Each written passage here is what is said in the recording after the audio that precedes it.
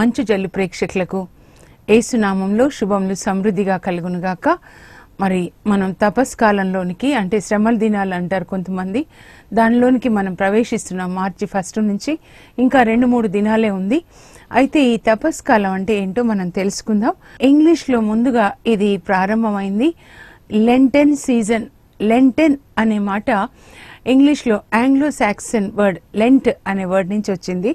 Lenten season means spring season. తెలుగులో చెప్పాలంటే వసంతకాలం అన్నమాట.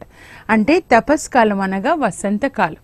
వసంతకాలంలో చెట్లు ఎలాగైతే ఎండుటాకులు రాల్చి కొత్త చిగుళ్లను చిగురింపజేసుకొని పుష్పించి ఫలిస్తాయో, మనం కూడా ఈ 40 దినాలు ఆధ్యాత్మిక వసంతకాలంగా మన ఆత్మ ఫలించే కాలంగా ఉండాలన్నమాట.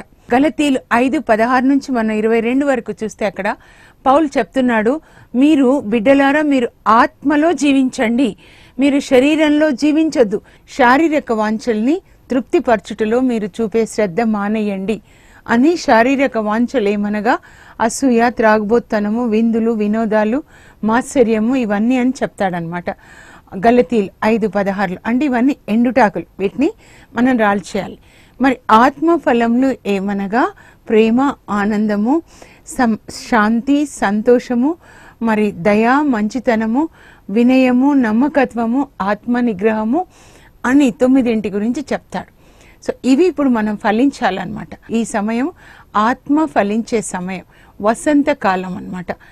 మరి స్ప్రింగ్ సీజన్. అంతేకాని శ్రమల దినాలు అని అలా ఇంకా ఏదో చేస్తూ ఉంటారనమాట. అలా కాకుండా ఆత్మ మనం ఫలించాలి.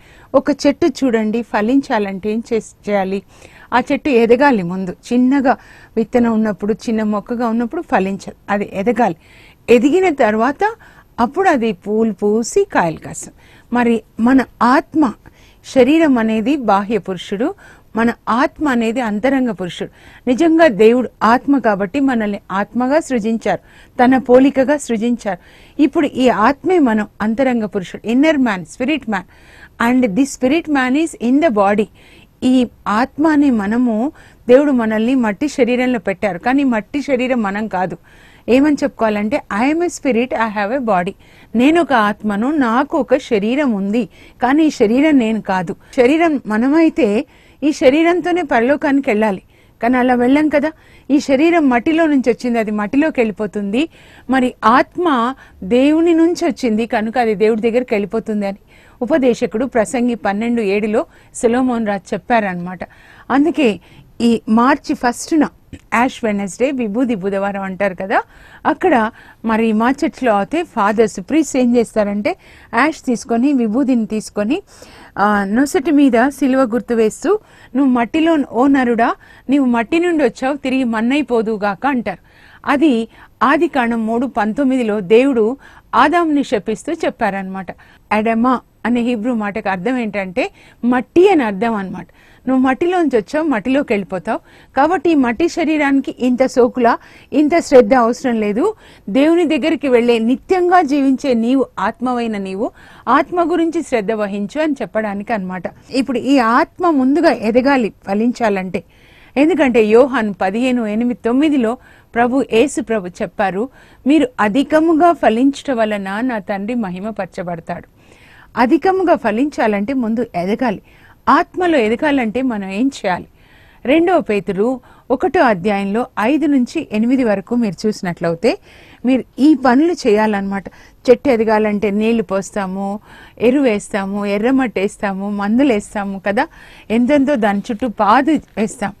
అలాగే ఈ ఆత్మ ఎదగాలంటే ఏం చేయాలో ఒక్కసారి నేను మీ కొరకు చదవాలని ఆశపడుతున్నాను. చూడండి, మీరు ఆత్మలో ఎదగాలి అనంటే మీ విశ్వాసంనకు మంచితనంను జోడించుటకై సాధ్యమైనంత కృషి చేయండి. మీకు విశ్వాసం ఉంది యేసు ప్రభు మీద, అయితే ఆ విశ్వాసానికి మంచితనాన్ని జోడి చేయండి. మంచితనం అనే ఎరువు వేయాలి, నీళ్లు పోయాలి. మంచితనం అంటే యేసు ప్రభు అంతటా వెలుచు అందరికీ మంచి చేశాడని అపోస్తల కార్యాలు 10:38 ఉంది. అలాగే బర్నబా చాలా మంచివాడు. ఎవరైనా మనం ఇతరులకి మంచి చేస్తే వాళ్ళు ఏమంటారంటే వాళ్ళు మంచి వాళ్ళండి, మాకు సాయం చేశారు. మీ ఆత్మ ఎదగాలంటే కేవలం ప్రార్థన చేయడమే కాదు, మీరు ఇతరులకి మంచి చేస్తూ ఉండాలన్నమాట. ఇది ప్రార్థన, ఆత్మ ఎదగడం అన్నమాట. మంచితనమునకు విజ్ఞానమును జత చేయుడు. దేవుని యొక్క జ్ఞానం. వాక్యాన్ని చదువుతూ ఉండాలి. ఈ 40 దినాలు మనం వాక్యం చదవాలి. మోషే దేవుని సన్నిధిలో దేవుని యొక్క వాక్యాన్ని ఆయన విన్నాడు అనమాట. ఆయన స్వరాన్ని వినాలి. కీర్తనలు చదవండి, 4 సువార్తలు చదవండి. నూతన నిబంధన అయిపోయింది అనుకోండి, అప్పుడు పాత నిబంధనకి రండి. మీరు ఎక్కువ దేవుని వాక్యం చదవండి, ఎందుకంటే ఆ వాక్యమే శక్తి అన్నమాట. ఇది మనల్ని ఆత్మని, శరీరాన్ని బలపరిచే శక్తి, సైతాన్ని ఓడించే శక్తి, స్వస్థతనిచ్చే శక్తి, పరలోకాన్ని తెరిచే శక్తి, మీరు దేవుని యొక్క స్వభావాన్ని పొందే శక్తి, మహిమ అంతా వాక్యంలోనే ఉంటుంది. కనుక మీరు విజ్ఞానంను జోడించండి అని చెప్తున్నారు. మరి విజ్ఞానంకు ఇంద్రియ నిగ్రహంను జోడించండి, సెల్ఫ్ కంట్రోల్. ఈ 40 దినాలు కన్నులకి కంట్రోల్ చేసుకోండి, ఏదంటే అది చూడకూడదు. యోబు అంటాడు 31:1, నేను నా కన్నులతో నియమం చేసుకున్నాను, పరశ్రీని కామదృష్టితో చూడకూడదని.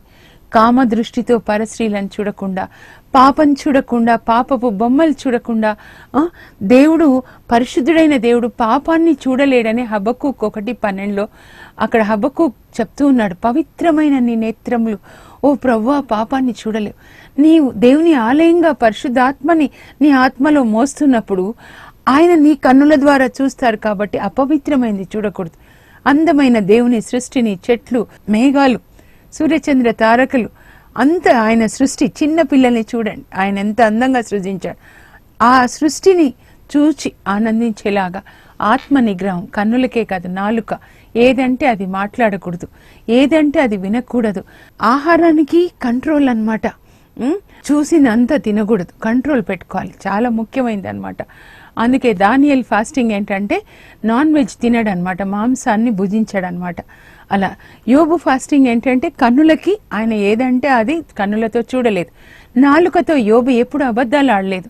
యోబు 27:3-4 ఆయన చెప్తాడు, నా నాలుకతో నియమం చేసుకున్నాను ప్రభా, నీ శ్వాస ఈ ముక్కు రంధ్రములలో ఉన్నంత వరకు, ఈ బొందిలో ప్రాణం ఉన్నంత వరకు ఈ నాలుక అబద్ధం ఆడదు, ఈ పెదవులు అసత్యం పలకం.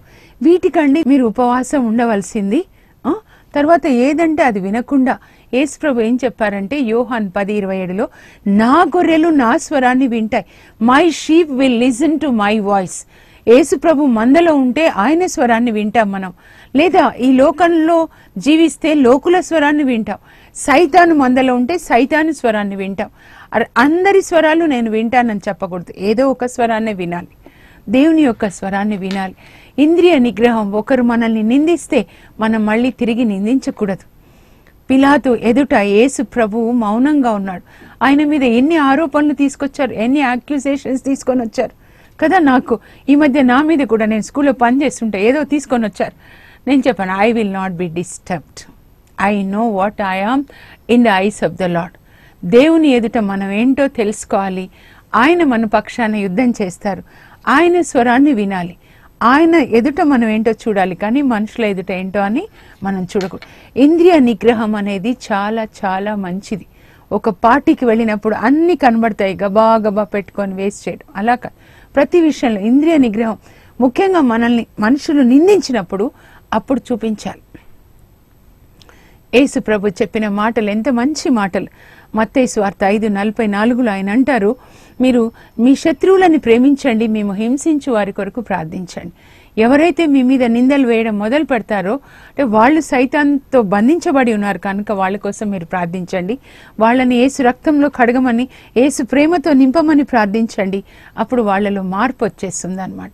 శత్రువులుగా ఉన్నవాళ్ళు ఒకరోజు మిత్రులుగా మారిపోతారనమాట. అలా ఈ 40 దినాలు ఇంద్రియ నిగ్రహాన్ని మనం నేర్చుకొని దాన్ని ఎప్పుడు కూడా పాటిస్తూ ఉండాలన్నమాట. ఇంద్రియ నిగ్రహంనకు సహనమును జత చేయండి. సహనం కలిగి ఉండాలి. మీ ఓర్పు సహనం వల్లనే మీరు జయిస్తారని యేసు ప్రభు లూకా 21:19 చెప్పారు. మన ఇంట్లో ప్రతిరోజు సహనం కలిగి ఉండాలి. మా వివాహం జరిగి 35 సంవత్సరాలు అయిపోయింది. రోజు సహించాలి, భర్తని సహించాలి. మరి భర్త మనల్ని కూడా సహిస్తున్నారు, పిల్లల్ని సహించాలి, అత్తమామలు అందరినీ ఒకరొకరు సహించుకోవాలి.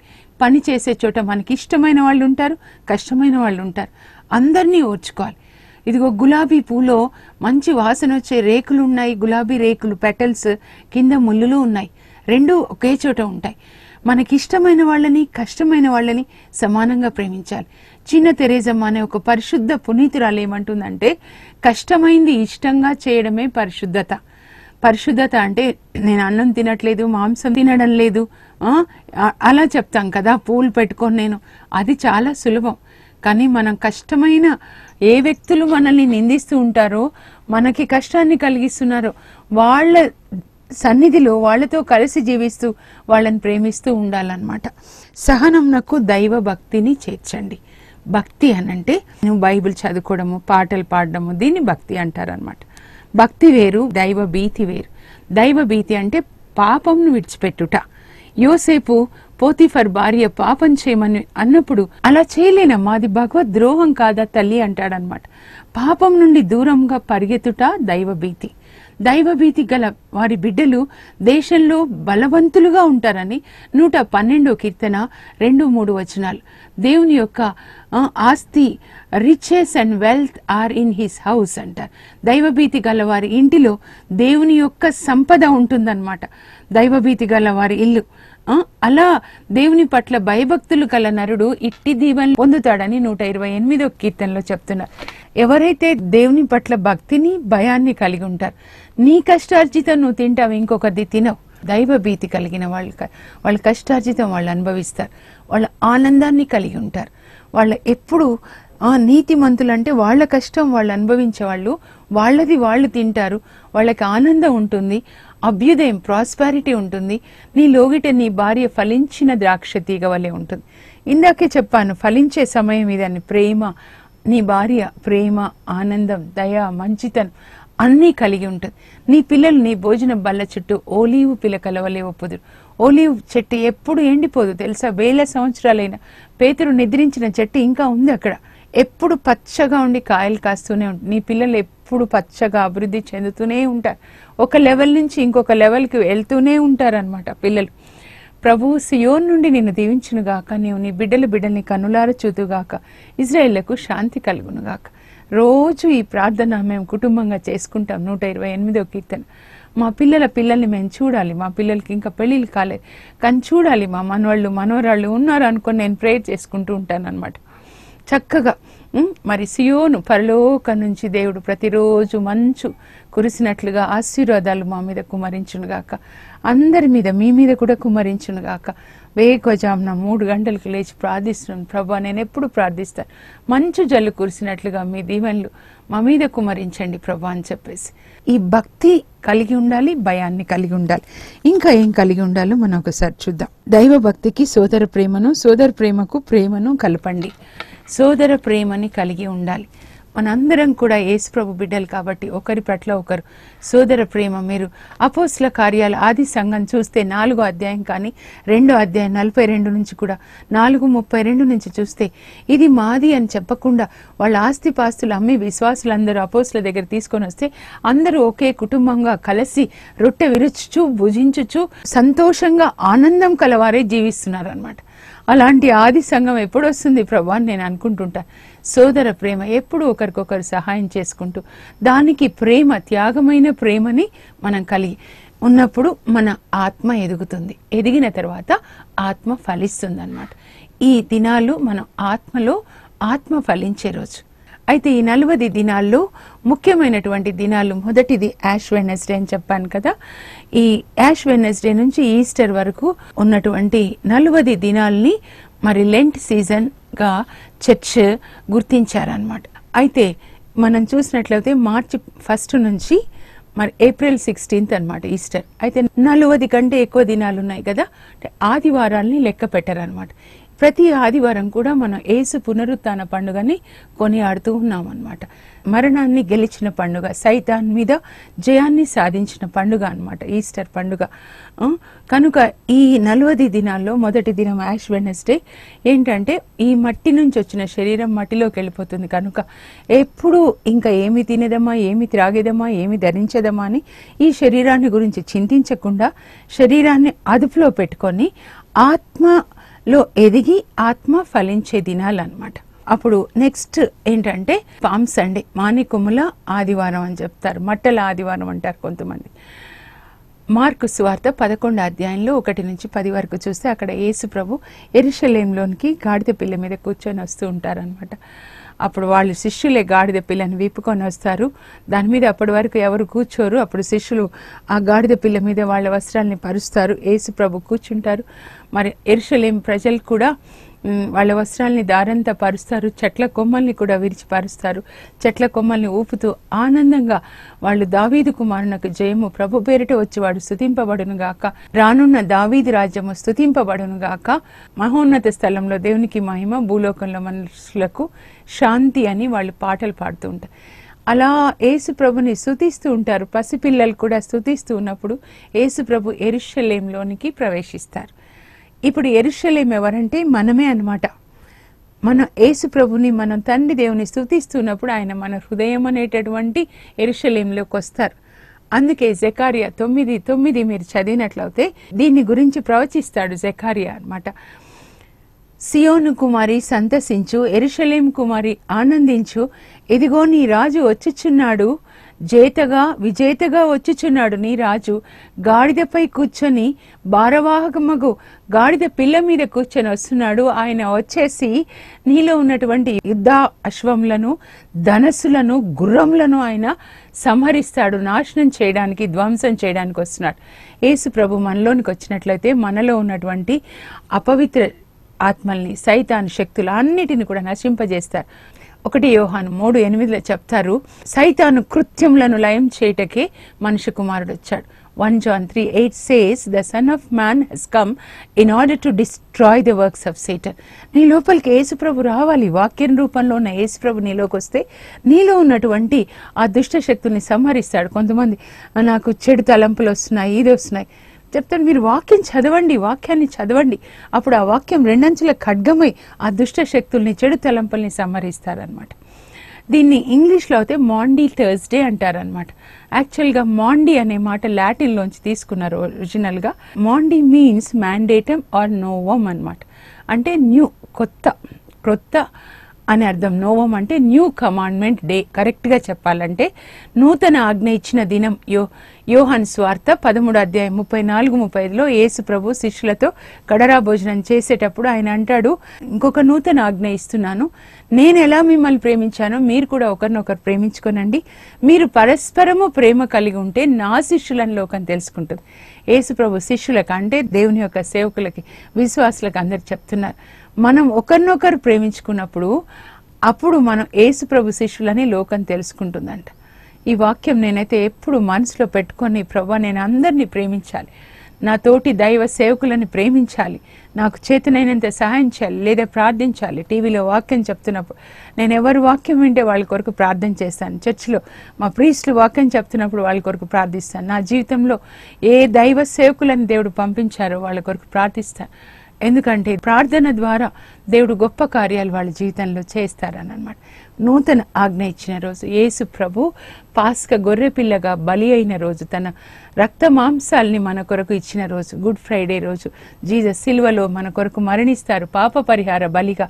యెషయా 53:10లో ఆయన మన పాపాలు, మన రోగాలు, మన శాపాలు తన మీద వేసుకొని ఆయన పాప పరిహార బలిగా మరణించి మనల్ని నీతిమంతులుగా చేసిన రోజు అన్నమాట.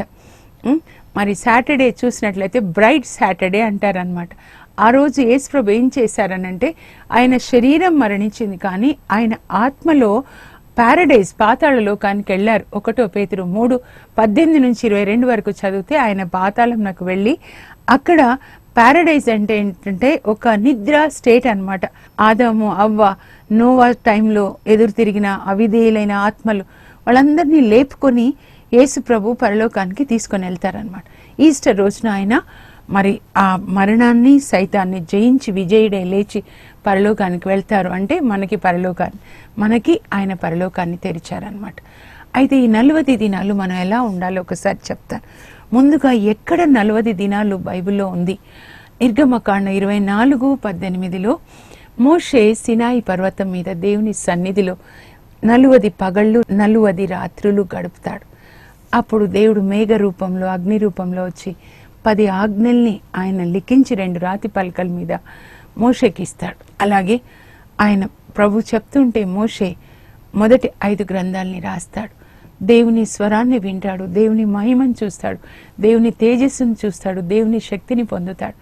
ఒక మాటలో చెప్పాలంటే సెల్ ఛార్జింగ్ లాగా మన ఆత్మ దేవునితో పరిశుద్ధాత్మ ద్వారా ఛార్జింగ్ పొందే సమయం అన్నమాట. ఇనుప స్తంభం లాగా, ఇత్తడి తలుపులాగా మిమ్మల్ని చేస్తానని ప్రభు మరి ఇర్మియా గ్రంథంలో చెప్పాడు కదా. మన ఆత్మ ఇనుప స్తంభం లాగా ఉంటే సైతాన్ ఏదన్నా దెబ్బలు వేస్తే వాడికి తగులుతాయి, మనకు తగలవు అన్నమాట. అంత బలంగా మనల్ని ఆత్మలో బలపరుచుకునే దినాలన్నమాట. దేవుని యొక్క స్వరాన్ని వినాలి, దేవుని తేజస్ని పొందాడు కనుక ఆయన సినాయి పర్వతం నుంచి వచ్చినప్పుడు ఆయన ముఖం ప్రకాశిస్తుందని నిర్గమకాండం 34:29 చెప్పారు. ఇంకొక చోట మన యోనా గ్రంథానికి వచ్చినట్లయితే అక్కడ నీనెవే ప్రజలు యోనా సందేశాన్ని విని 40 దినాలు 40 రాత్రులు వాళ్ళు ఉపవాసం చేసి దేవునికి మొరపెట్టుకుంటారు. రాజు ఆజ్ఞగా చెప్తాడనమాట. మీరు 3వ అధ్యాయంలో చూసినట్లయితే 5-6 వచనాలు. రాజు సింహాసనాన్ని దిగి తన విలువైన వస్త్రాలు ప్రక్కన పెట్టి గోనె ధరించి బూడిద మీద కూర్చొని ఆయన ఆజ్ఞ కూడా చేస్తారు. ఈ 40 దినాలు ప్రజలు, నరులు, పశువులు ఎవరు ఏం తినకూడదు, త్రాగకూడదు, అందరూ కూడా దేవునికి మొరపెట్టుకోవాలి అని చెప్తాడు. ఏమి తినకూడదు, తాగకూడదు, గోనె ధరించాలి, అందరూ దేవునికి మొరపెట్టుకోవాలంటే వాళ్ళ పాపాలని ఒప్పుకోవాలి, తప్పిపోయిన కుమారులాగా దేవుని సన్నిధికి తిరిగి రావాలి, ఆ తర్వాత వాళ్ళ దుష్ట ప్రవర్తన మార్చుకోవాలి, దుష్కార్యాలని విడిచిపెట్టాలి. అప్పుడు దేవుడు మనల్ని క్షమించి మనల్ని ఆశీర్వదిస్తాడు. దుష్ట ప్రవర్తన, దుష్కార్యం, ఇతరుల దొంగతనం చేయడం, ఇతరుల మీద నిందలు వేయడం, అబద్ధాలు ఆడడం, ఇవన్నీ మానేసేయాలి.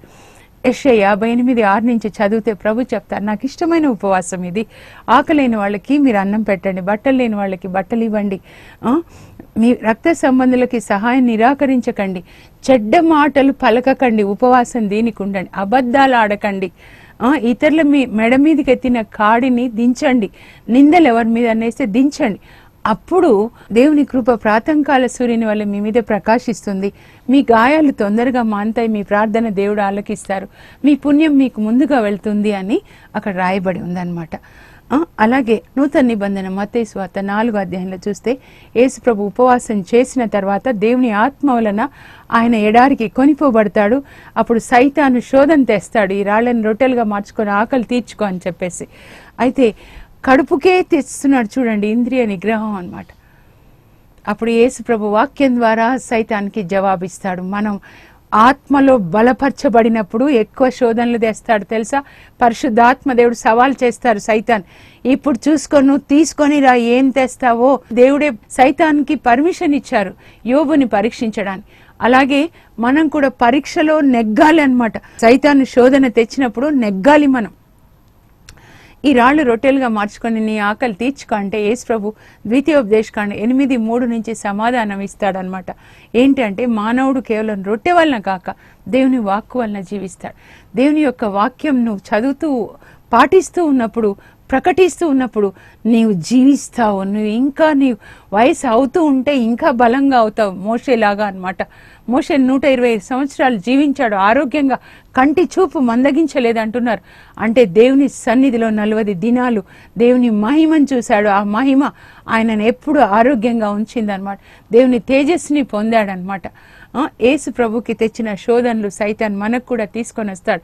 ఇదిగో ఈ పర్వతం మీద నుంచి నువ్వు కిందికి దూకు, దేవుడు తన దూతలకు ఆజ్ఞాపిస్తారు, నిన్ను పట్టుకొని నీ కాళ్ళు రాతికి తగిలి నవ్వకుండా అంట. ఏమని వ్రాయబడి ఉన్నది, నీ ప్రభువుని నువ్వు శోధించరాదు. తర్వాత ఇదో నువ్వు నన్ను ఆరాధిస్తే దేవాలయ శిఖరం మీదకి తీసుకెళ్ళి ప్రపంచాన్ని చూపించే సైతాన్ అంటాడు, నువ్వు నన్ను ఆరాధిస్తే ఇవన్నీ నేను నీకు ఇస్తాను. అప్పుడు నీ ప్రభు అయిన దేవుని మాత్రమే ఆరాధించాలని వ్రాయబడి లేదా అని యేసు ప్రభు మళ్ళీ ద్వితీయోపదేశకాండం 8:16లోంచి జవాబిస్తారనమాట. వాక్యంతో సైతాన్ని జయించడం నేర్చుకోవాలి. మనకి శోధనలు వచ్చినప్పుడల్లా కూడా ఈ 3 చోట్ల ఎలా మనం ఈ 40 దినాలు ఉండాలి, ఆత్మలో ఫలించాలి, ఆత్మలో ఎదగాలి. ఈ 40 దినాల్లో ఉపవాసం ఉంటుంది ఎస్తేర్, ప్రార్థన చేస్తుంది, 3 రోజులు మంచినీళ్ళు కూడా తాగకుండా దేవుని దగ్గర మొరపెట్టుకొని రాజు దగ్గర మాట్లాడి ఆమె తన ప్రజల్ని కాపాడుకుంటుంది. అలాగే మీరు దానియేలు 9 చూస్తే ఆయన కూడా ఉపవాసం ఉంటాడు, బూడిద మీద కూర్చుంటాడు, పాపాలను ఒప్పుకుంటాడు, ఇజ్రాయేల్ ప్రజల పాపాలని బాబిలోనియాలో ఇర్మియా గ్రంథాన్ని ధ్యానిస్తూ ఉంటాడు. అప్పుడు దేవుని యొక్క గాబ్రియేలు దూత వచ్చి మర్మాల్ని వినిపిస్తారు. మీరు కూడా ఈ 40 దినాలు ఒక ప్రత్యేకమైన అంశం కోసం ఉపవాసం చేయండి.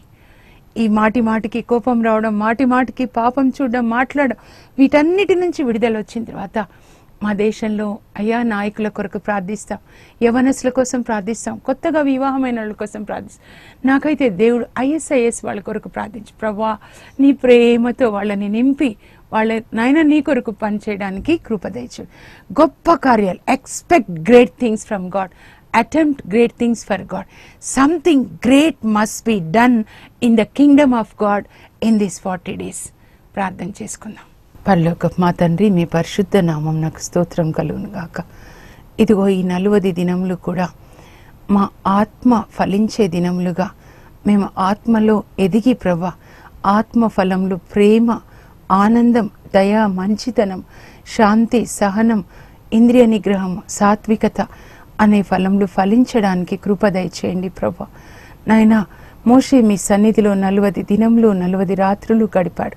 మీ యొక్క మహిమను చూశాడు ప్రభా, మీ స్వరాన్ని విన్నాడు ప్రభా. అయ్యా ఇదిగో 10 ఆజ్ఞలనే నిబంధనని నాయన ప్రజల యుద్ధకు తీసుకొని వచ్చి ప్రజలకి బోధించాడు. నాయన ఆయన మీ శక్తితో ఇజ్రాయేల్ ప్రజల్ని ఐగుప్తు నుండి విడిపించి వాగ్దాన భూమికి నడిపించాడు. అలా మేం కూడా ప్రభా మీ సన్నిధిలో మీ స్వరాన్ని విని మీ శక్తిని పొంది ప్రభా నాయన మేము అనేకులకు ఆశీర్వాదకరంగా, అనేకులను పరలోకం వైపు నడిపించడానికి కృప దయచేయండి. సైతాన్ని వాక్యం ద్వారా నైనా మీరు ఓడించారు. అలాంటి అభిషేకం, సైతాన్ని సవాలు చేసే అభిషేకం, ఏలియా అభిషేకం, యేసయ్య మీ అభిషేకం మాకు దయచేయండి ప్రభా. నైనా మీ రాజ్యంలో ప్రభా, మీ కింగ్డంలో నైనా గొప్ప కార్యాలు మేము ఈ 40 దినాలు చేయడానికి మమ్మల్ని అందరినీ సిద్ధం చేయండి ప్రభా. రాత్రంతా కూర్చొని మీ వాక్యం ధ్యానించడానికి స్తుతించేటట్లుగా సహాయం చేయండి. యేసు నామంలో అడుగుచున్నాం తండ్రి, ఆమేన్. ఈ 40 దినములు మీరు ఆత్మలో ఫలించే దినాలుగా ఉండునుగాక. లెంట్ సీజన్ ఫలవంతమైనటువంటి సీజన్గా మీకుండునుగాక. God bless you. For information, please contact us.